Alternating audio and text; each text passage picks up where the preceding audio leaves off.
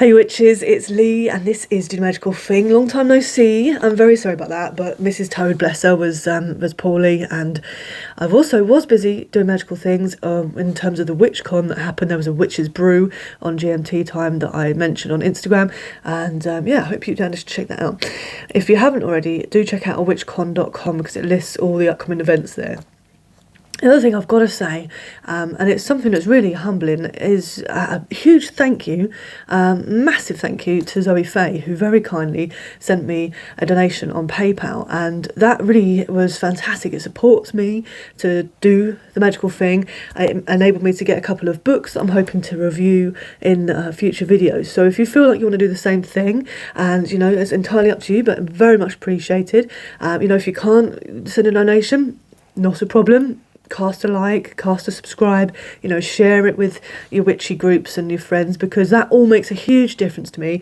The channel is coming up to being a year old in January, and I would love to hit 1,000 subscribers by then, by the end of January. So please do give it a share around and if you wish to donate, absolutely fantastic. I will pop the link in there. But yeah, Zoe, thank you very, very much. It really does mean a lot, and this is something that I try and put my effort into, and make sure I'm researched and I'm able to give knowledge that is worth something. And so I'm so pleased that you felt that it was worth what you very generously gave. So thank you again.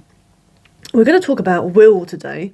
Magical will really is one of those things that we kind of gloss over.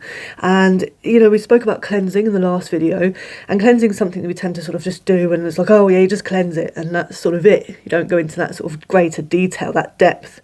And so with magical will, what we're thinking about is, what is our, as it's often heard of, firm desire. What is our firm desire? What is it we really want? Once we've cleansed an object, once we've cleansed a space or whatever it happens to be, what are we then putting into that? What are we willing into that object, into that space, into that being, or onto that person? So what is will? I mean, will goes back to Old English willen, and Latin, I think it's about veil or vel, really means a wish or a desire or an assertion. And the thing is, with that sort of terminology, it's about, well, it's really a combination of things, because we often see will linked with shall, right? You shall not pass. You shall go to the ball. This too shall pass, right? This sort of assertion of your will onto a situation, onto a person. But shall kind of has its limitations, because if you say, oh, shall we do this? Someone could quite easily go, oh, well, maybe we shan't, do you know what I mean? Or we shall not, right? So as much as it's linked with shall, and shall being linked with your will onto other people or onto situations, the will part of it is quite important.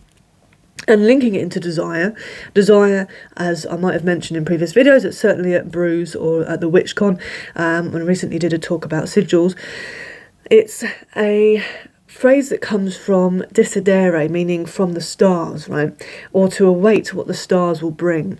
So this desire that we have, this will that we are willing into something, is something that we are bringing from the ether, if you like, from the stars, from our kind of makeup into reality through the filter of us. I always sort of have this sense of like us being kind of like a bit of a coffee grinder, right?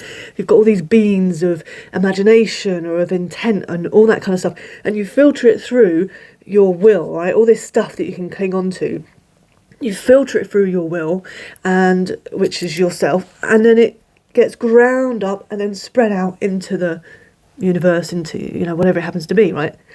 And so I'm very much a person who considers will to be an act, right? It's an act, and this really is kind of supported with our spell work, right? Because spell work and spells are advocates of our will. They are there to represent our will's authority, and will has to have an authority of some kind, right? We talk about people who are willful, and we talk about goodwill, right?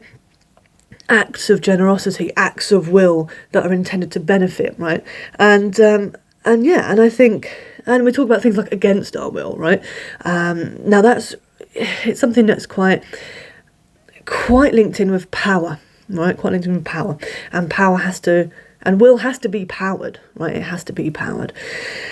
And so with will being something that we express through our spellwork, and with that spellwork advocating for our will, we need to work out where that kind of authority comes from.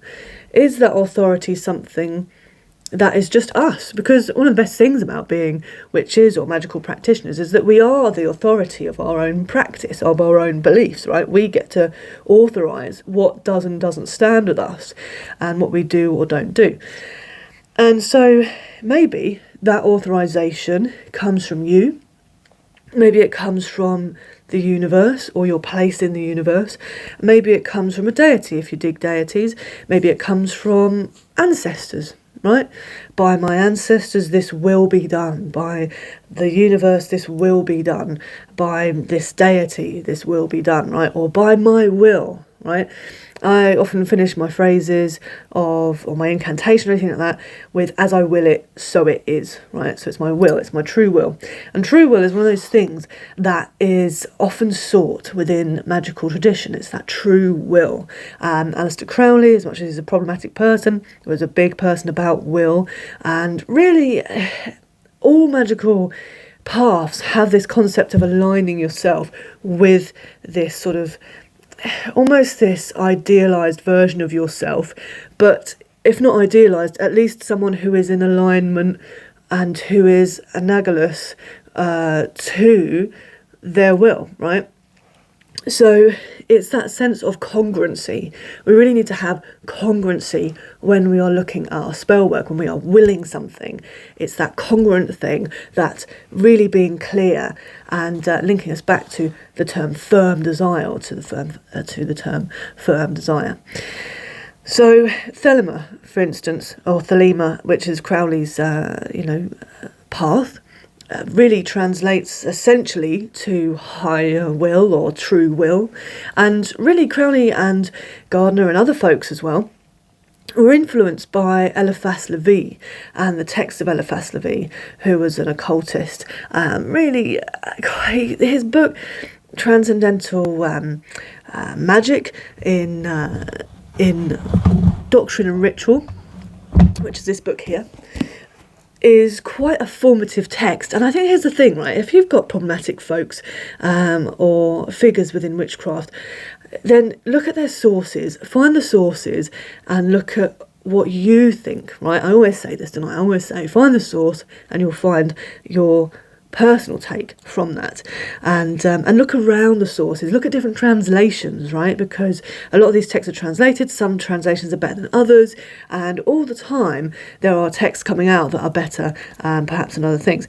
And really it's quite funny because we often, when we first get into the witching sphere, we kind of think, oh, this person is this person is that. And actually there are texts before them that are really the ones to look at. And Transcendental Magic is an interesting one.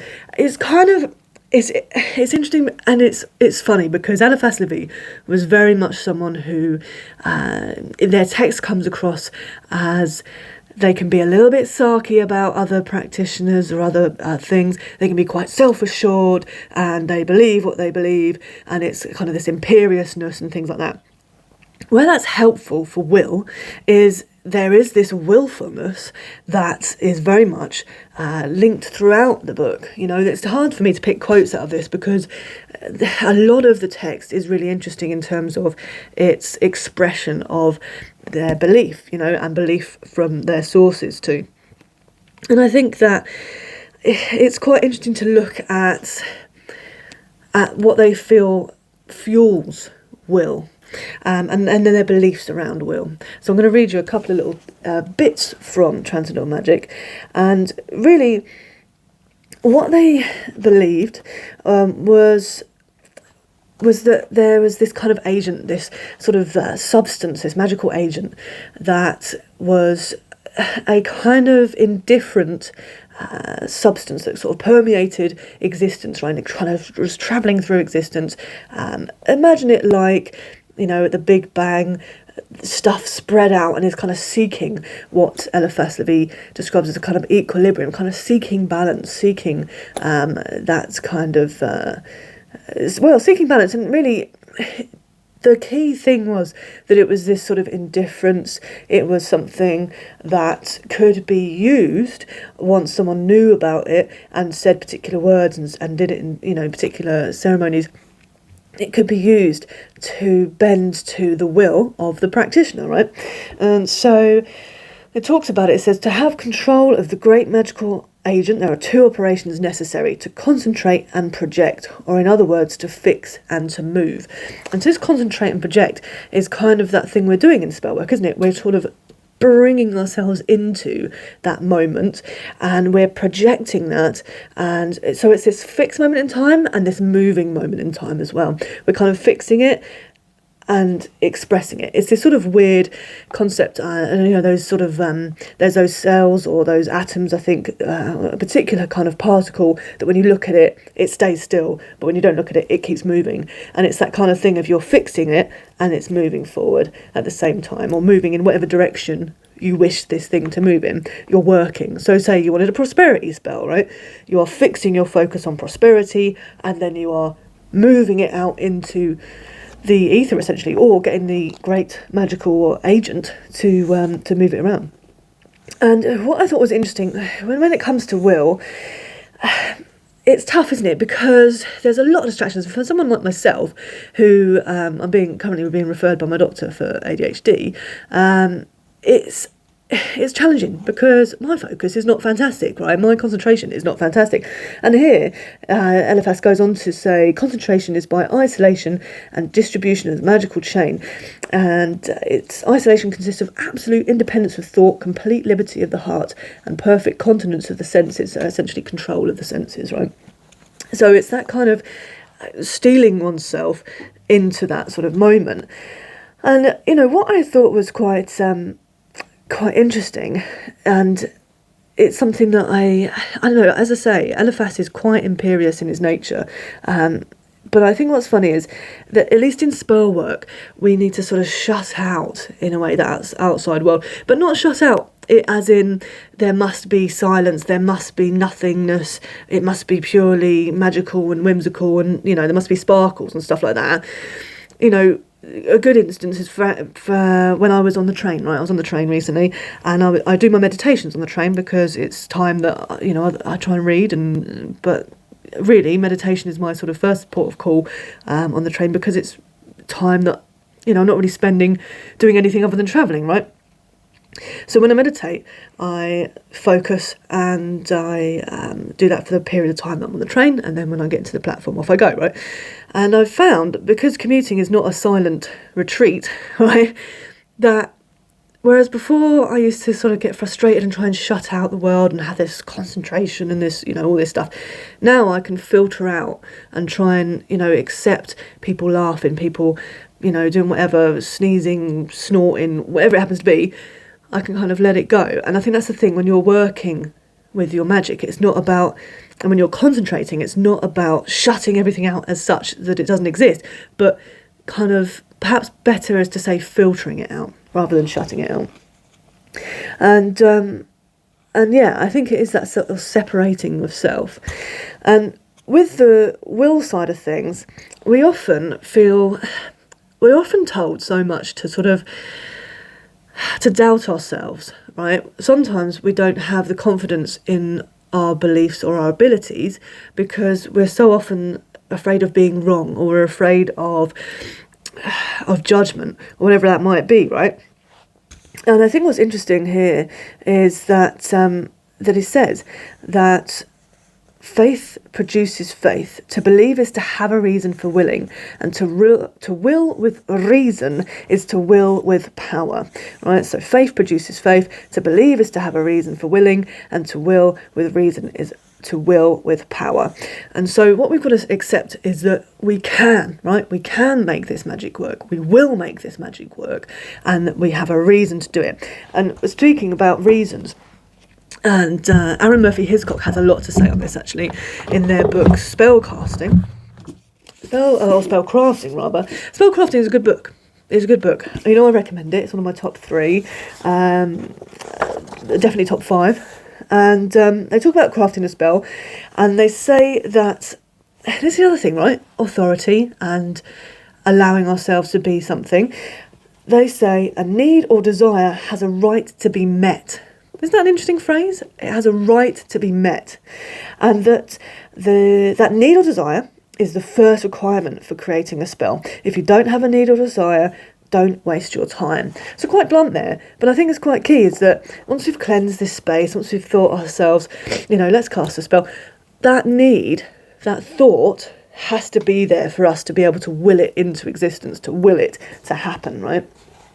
And they say that spellcraft isn't something to pass the hours or an art to practice on a whim. It's a powerful force of transformation and change that requires your dedication and involvement.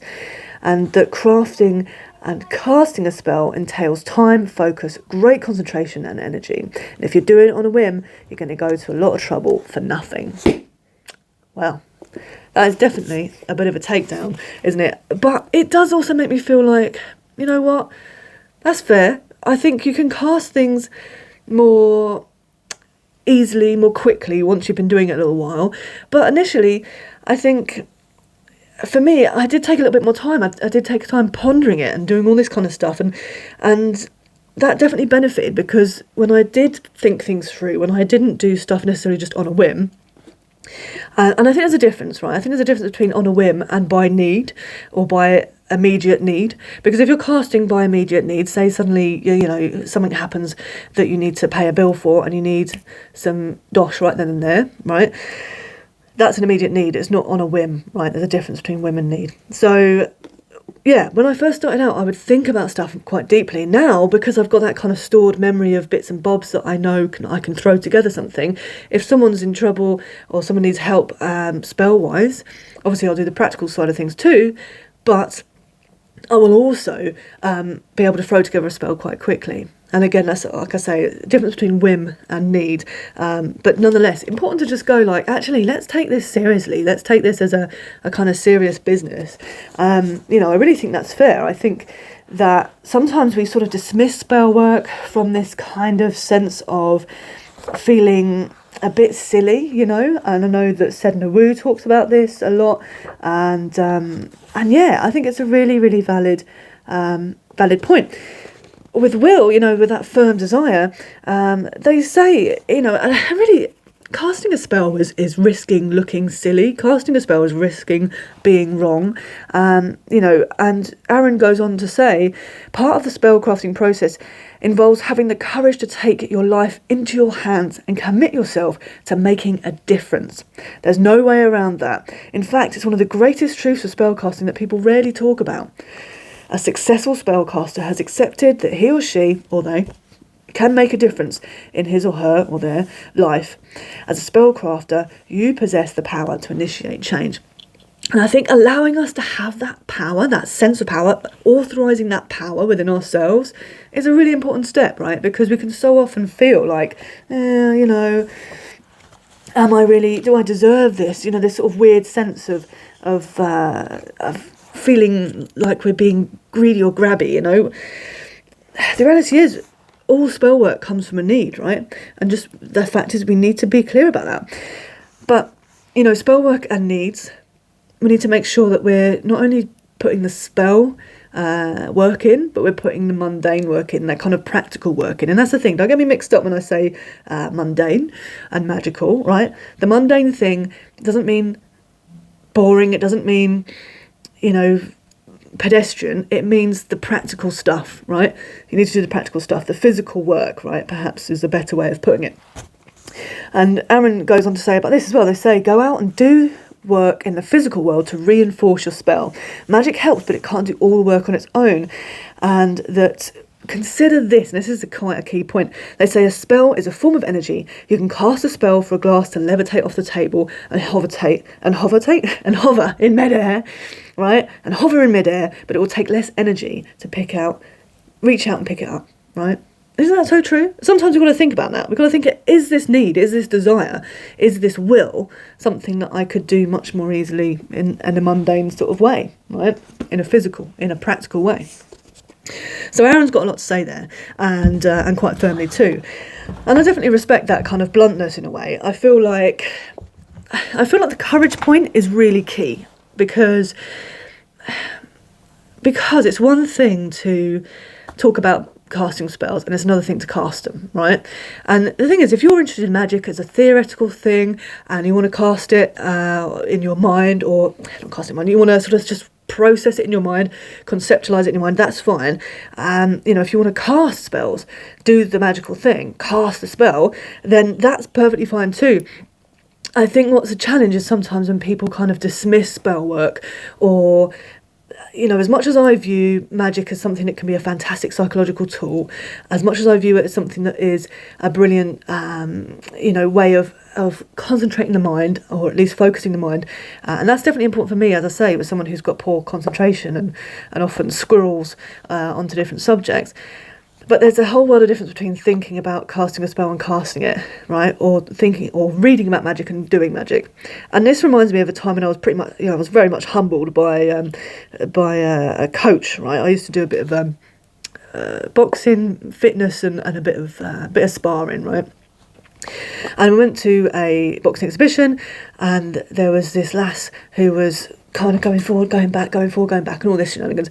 And they were kind of seemed really hesitant. And in the car on the way back from the thing, I was lift with a couple of the chaps. On the way back, I was saying about this, going, oh, yeah, I should have just done this, should have done that. And the guy said, it's different when you're in the ring.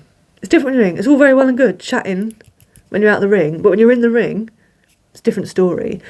And I hadn't been, obviously, in a fight before. Like I said, I did a bit of sparring, and that was fine, but it got to a point where I was like, you know what, I'm not that keen on getting hit in the face. But that moment I was like, oh, and I felt a bit like, actually, that's quite fair. If I haven't been in the ring like that, then giving your critique sometimes can be a little bit like, do you know what I mean? And whilst we don't have to do things to know that we don't want to do them, or do things, I do think that in my rambling point here, that having that courage to cast and bringing your will into existence is something that should be respected, and it should be appreciated, that there is a difference and that there is a confidence that comes with casting. You will get more will through, and more aware of your will through casting magic. And this is addressed, by the lovely Deborah Lipp in their Magical Power for Beginners, again, one of my top 3. And this is a really fantastic book for looking at everything really, but particularly power, raising power, your will, as well. And I think that I just very, very much appreciate, the fact that they go into such detail, and they talk about sort of fixed consciousness, firm desire, and yeah, I really like their sort of definitions of things, and yeah, I really feel like that confidence that you get from casting is so helpful. It's so helpful. And yes, did it take me a little bit of time to get round to the casting thing? Did I do a lot of research before I cast my first spell? Yes, I did, because there is this sort of fear, about casting and doing everything wrong, right? But the reality is that worst case scenario, it fizzles, right? It fizzles out. And they say here, this is the thing as well about overcoming stuff, right? They say the first part of magical confidence is overcoming the creeping inner suspicion that it's all bullshit. Let's face it, we're all a product of our culture, and our culture thinks the occult is a load of crap, right? The thing is, it's another bit of like blunt truth, but I think it's so valid. And they continue to say, there is nothing wrong with skepticism. And as you know, I'm a big fan of exploring stuff, thinking about stuff, right? They say there's nothing wrong with skepticism. It's good not to be credulous. Investigate, examine, consider, and experiment. But skepticism should be tempered by the possibility that the unexpected can be true. By the possibility that the unexpected can be true. If you doubt magic, doubt before or doubt after, but do not doubt during the work.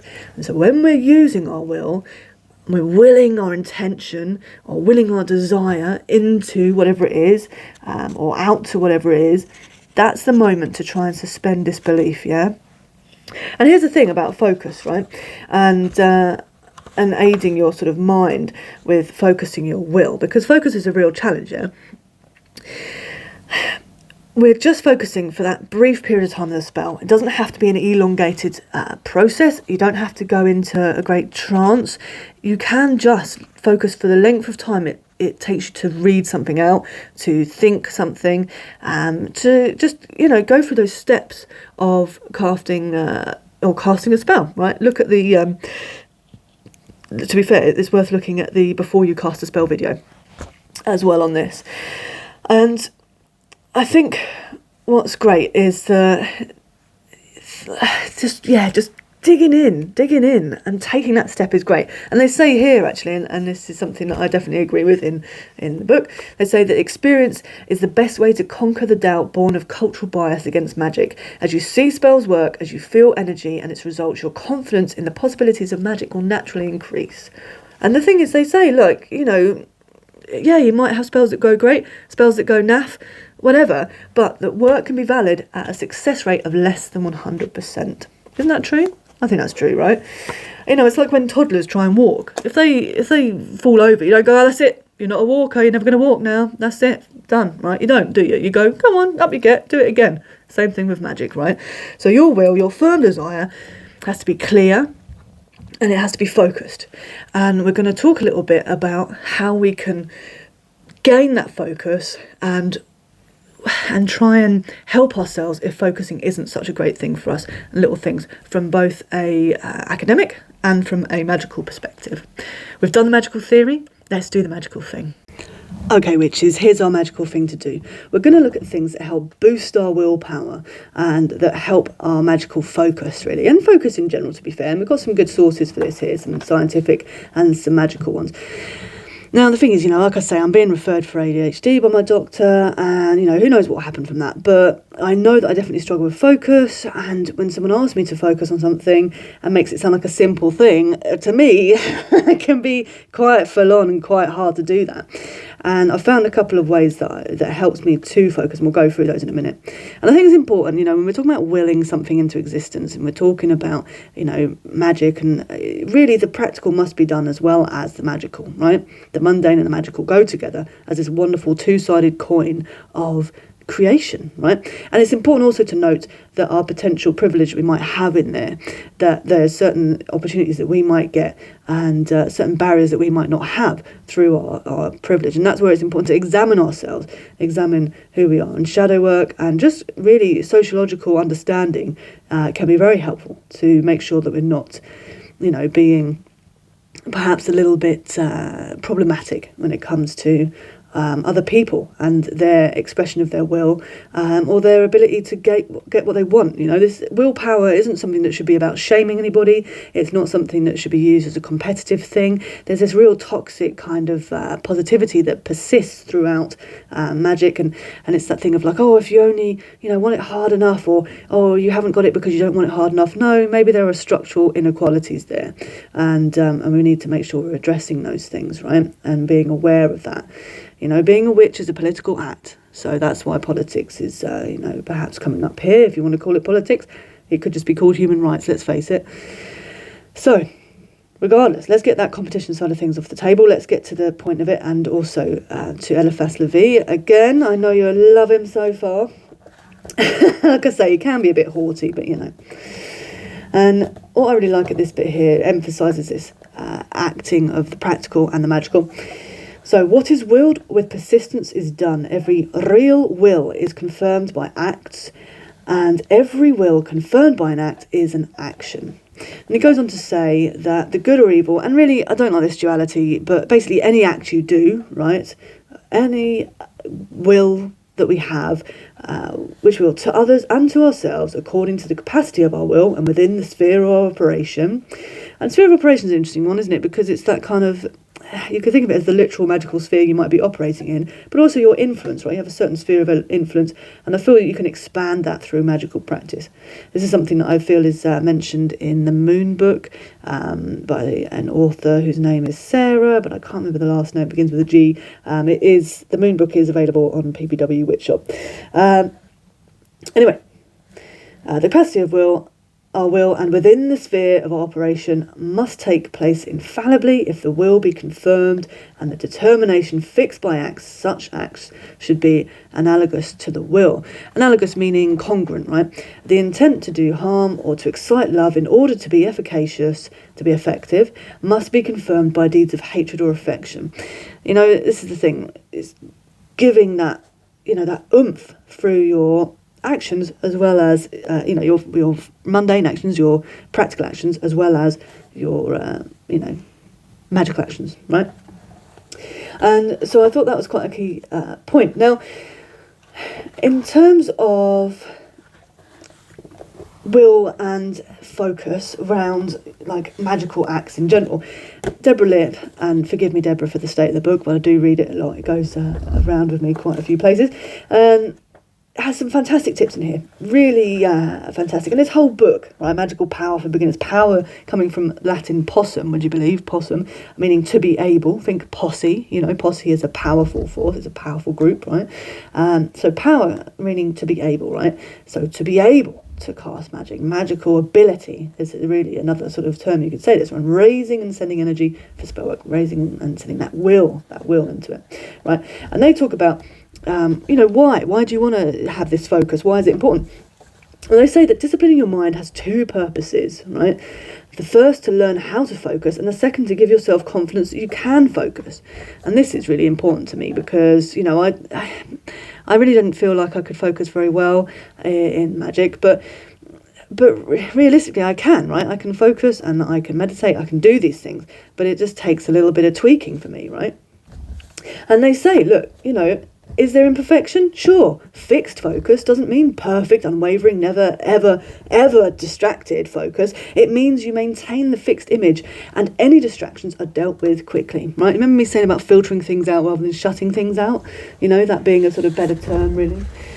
Well, that's what we're looking at here. And what they say, and this is what I found really, really cool, was they had some ideas around making doubt, right? That thing, our doubt in ourselves and our doubt in our ability to concentrate, on our ability to focus. We're sort of making it disappear a little bit, or at least suspending it for a moment, yeah? And so they say about imagining the unwanted thoughts as pets that you just shoo away, just, clear off, right? Imagine them in a room, right? Imagine a room that you can lock away them for the period of the magic, right? And you could also wrap them up, right? Wrap them up in a little package and seal it. Now, I think it might be worth doing a kind of pre-ritual, if you like, and writing out your doubts and then maybe burning them, right? In a little small envelope or something like that, just burning them. And, and then the ashes, get rid of the ashes, from the ashes, or use the ashes as part of the spell. The ashes of your doubts will fuel your spell, your magical working. And they also say you could slip unwanted thoughts into a pocket, right? So I suppose this links, to the idea of sort of writing them down. And that it can be doubly effective if you wear, magical garb, robes, etc., etc. And I think this is interesting. I've been pondering about robes recently. Everything I wear has a meaning. The colour and magic really for me is something that I do every day in many different ways, and so I've been pondering about that. But a bit of ceremony never goes amiss, does it really? But yeah, remember that whole idea about work being something that it doesn't have to be 100% success rate to be successful. They mentioned not every doctor saves every patient. That's a sad fact, but it's true, right? And Magical Power for Beginners, definitely recommend for some life hacks there. Speaking about hacks and things like that and information, willpower, right? Now, I was listening recently to a video, a lecture, essentially, by Kelly McGonigal. And Kelly McGonigal is, I believe they're a professor, at the very least, they're a lecturer at the Stanford Uni in the US, and they did a course on the science of willpower. And they had some really fascinating take-homes about willpower, including some that may seem obvious, but might not, depending on sort of what, you're talking about. And they said that really that willpower is a bit of a competition between two parts of yourself, that kind of will and won't, and that, you kind of end up seeing which one wins, right? But there are ways to help you, right, to choose or make better choices, or choices more aligned with your higher self, right, with your higher process, if you like, with that, the concepts with transcendental magic about connecting to your true will rather than just your instinctual will, or rather instinctual than your kind of reactionary will. And so she did some really interesting studies, and one of those was looking at people who were recovering from addiction. And she found that relapse could be reduced by 10 minutes of meditation a day. Right, so something really simple, right? 10 minutes of meditation. And also, through this meditation, getting better quality sleep, getting an extra hour of sleep, right? And you think, oh, right, okay, what's that going to do? Well, actually, what they found was through just a couple of months, right? Within a couple of months, and this is Kelly's, facts there and research. And in a couple of months, the portion of the brain at the front that makes decisions, that helps make decisions, was not only bigger and denser, but it also had better connections, right? Better connections so that it could help you make those better decisions. And this I found really, really fascinating. I really, thought was just unbelievable. There's a physical difference. And that things like, exercise and food and whatever, you want to do around that, the more you do those things, the more they help build this here, right? But everybody, right, realistically, could try and sleep an extra hour. Could give it a go. Maybe you're an insomniac. In that case, I'm sorry, and I'm sure you're seeking help for that. But getting a little bit of an extra hour of sleep, right? And Kelly found that less than 6 hours meant that this area of the brain really struggled, right? But trying ideally to get that extra hour of sleep, and realistically, right, bar medical conditions like insomnia, and bar sort of, I don't want to be sounding ableist here, that's not what I'm meaning at all. Medical conditions are a thing, they're a fact, and there are things that are challenged. But say you haven't got those barriers, right, that extra hour of sleep, because some of us really, let's be honest, there's been times when I've been staying up on my phone, browsing and scrolling for no particular reason, and there's been plenty of nights when I've gone up later than I could have done, or just been distracted by something. Again, I tend to squirrel, right? But getting that little extra hour of sleep could massively help you with your brain power, literally powering your brain, and really, when we think about sleep, some people think it's a waste of time, blah, blah, blah, right? But it's your energy is getting replenished in this moment, right? It's getting replenished, and it's something that is literally powering not only your mundane life, what I'm meaning by is that your practical life, right? But your magical life too. Your magical power comes from your energy. If you're not energized, then how are you going to give that energy out or use that energy to transform things, right? How is that going to work? And the thing is, it's not, if these things, these things are to help, these things are guides. Obviously, everyone's going to be different, right? And the key is, right, with your brain, there's ways of speaking to yourself that are going to help you and going to hinder you, right?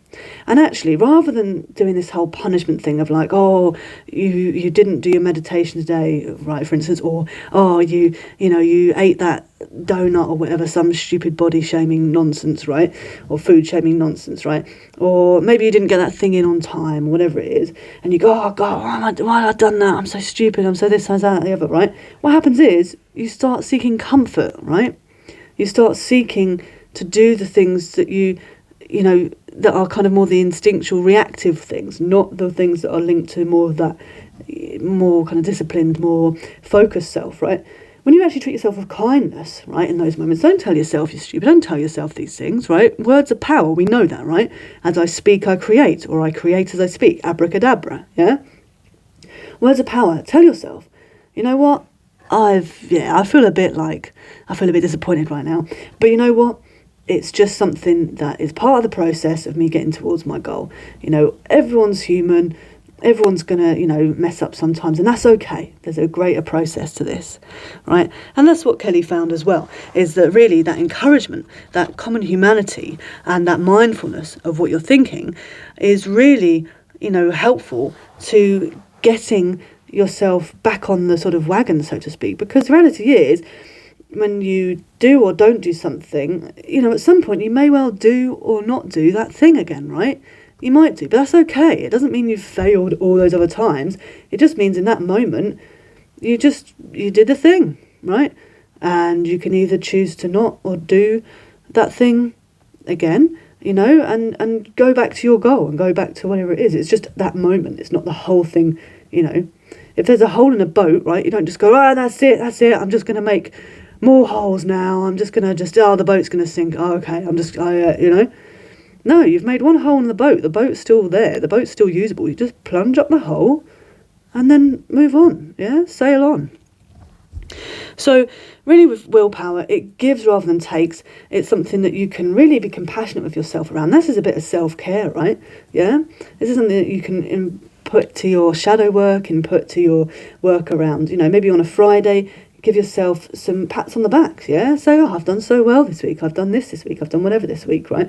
And for me, with meditation, I've found that it can be a real challenge for me to focus, to concentrate. And so I think there's this misnomer, isn't there, around meditation? Because when you see the word meditation, did you go, oh, meditation, oh, boring, I've heard that before, right? I bet you did. I bet some of you did at least, right? That's okay. Meditation to me, I couldn't think of anything worse as someone who squirrels out. I can't think of anything worse than sitting still for a bit and being, oh, God, it just sounds terrible, right? But I found, like I say, I do it on my commute because I'm going somewhere, I feel like I'm doing something. But even if I'm not on my commute, right, that day or whatever it happens to be, if I'm not travelling somewhere, then I will sit and I will meditate. And what I do is I have a chant, right? So these are some ways that you can kind of help yourself out. Let's get me a pen. There's another one ran off earlier. It had a will of its own. So, you can chant, right? Now, one of the things I do is each day, to keep myself focused, I think of, in my mind, a symbol, right? And I hold that in my mind. I try and bring myself back to that. And if I start to wander, right, that's okay. And because each day has got a different planet associated with it, I use the planetary glyphs, I use the planetary glyphs, or the sigils, right? So you've got the sun, you've got the moon, you've got Mars, right? Sunday, Monday, Tuesday. So each day I think, and I picture these in my mind for a certain period of time. And I don't go beyond 15 minutes, right? I tend to go for 12, because 12 is 5 elements, right? And it's the 7 planets, or 7 luminaries at least, right? And so I've got a chant. So when I'm feeling distracted, I've got my eyes closed, so my eyes are closed when it's safe to do so, right? Because light or lack of light helps to keep you sort of more focused on that kind of inner work, if you like. So eyes are closed, right? I do a little chant under my breath, and I hold a symbol in my mind, right? And I breathe in and out with the chant, depending on the bar, right? So I'm focusing on my breath. Yeah. So these things together mean that when my brain gets distracted, I've got several things that I can remember to do. If I think, oh, hang on a minute, something's distracting me, I've opened my eyes, I just close them again. Or if my eyes feel like they need to be open because I feel like, if I'm in public or whatever and I need to do something, or something, changes, then I can just go to chanting, and that will maintain my meditative focus. If I feel like I can't chant right now, or I get mixed up on my words, that's okay. I can hold that symbol in my mind, right? And so all these things, they connect, right? I've got things to do, I've got things to do. And, I could, if I wanted to, do something with my hands. Maybe I'd have something that I fiddle with. And maybe I could make and I've been pondering about this, making like a little string, like a focusing string, or like a fidgety kind of thing with the planets on, right? And so I think this really means that meditation doesn't have to be sitting still or standing still or whatever still, right? It can be chanting, it can be breath work, it can be holding an image, it can be, using ways of distracting yourself or taking yourself out of the kind of mundane world for a minute, or the practical world for a minute, And so it doesn't mean you just have to sit still, this is the thing. I think that whenever you feel like you can't do something, accommodate, try and work out your accommodations. When I have tasks to do, right, and I've got several things I want to do, I find it really hard to do one thing at a time. If I do one thing at a time, either I'll get really hyper-focused on it, or I'll flip between that and something else.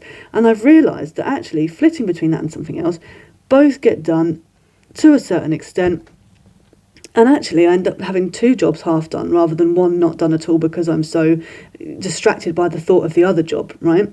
Is it perfect? No, but then, like Deborah Lipp said, it's not going to be perfect, right? So really, with willpower, accommodate it to your needs, accommodate it to what you can do, and just really get that nice little bit of belief in yourself, belief in your power, right? You have power. You are a powerful witch. You are a powerful practitioner. You can do the magical thing, right? You really can. And one of the things about symbols that Eliphas says is about the pentagram. And it says that the empire of will over the astral light, so the empire of will over the astral light being kind of the stuff, right? The stuff which we can use to manipulate and to make our will manifest. The empire of will over the astral light, which is the physical soul of the 4 elements, right, is represented in magic by the pentagram. The elementary spirits are subservient to this sign when employed with understanding and by placing it in the circle or on the table of evocations. So, as much as, the thing is, a lot of this older magic, a lot of the ceremonial magic was about mastering or like conquering the higher or lower parts of yourself. This kind of subservient thing, I don't really like that. I'd rather work with myself rather than this kind of conquering aspect. It feels very colonial, and obviously this would have been written at a time when that thought would have been very much a thing, as it still is now. We still need to make sure we're actively decolonizing or decolonializing our witchcraft.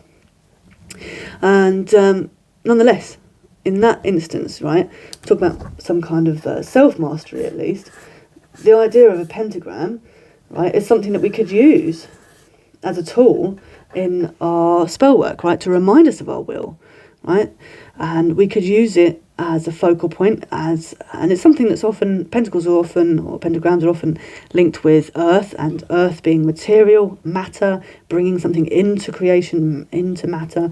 Hold that in your mind. If you don't want to do the planetary glyphs, because it's a lot to remember, just hold a pentagram in your mind, hold that in your mind. Maybe you could chant the name, you could make a little chant up around the pentagram and its concept of power and will and prediction, all this stuff, right? Protection. And just build it up. Think about what you can do there. Create your own symbol. Create your own focusing symbol. Why not? Right? Magic's yours to play with, right? And one of the things that I really, really love, and just to finish on a bit of whimsy, is from the lovely Aggie Cromwell from Halloween Town. And if in doubt, just remember that magic is really very simple. All you've got to do is want something and then let yourself have it. Be courageous, right? Be courageous. Do the magical thing. Put it out there. You have the will, right? When you want something, you get it, right? When you want something, you get it. Bar societal, restriction and inequality. Bar, that. There have been times in your life when you've wanted something and you've got it. You've got it, right? You've willed it. You've acted upon that will. You've acted upon it, yeah? You've willed it and you've acted upon it. So with your spell work, with magical will, want something and then let yourself have it. Until next time, witches, health and wealth.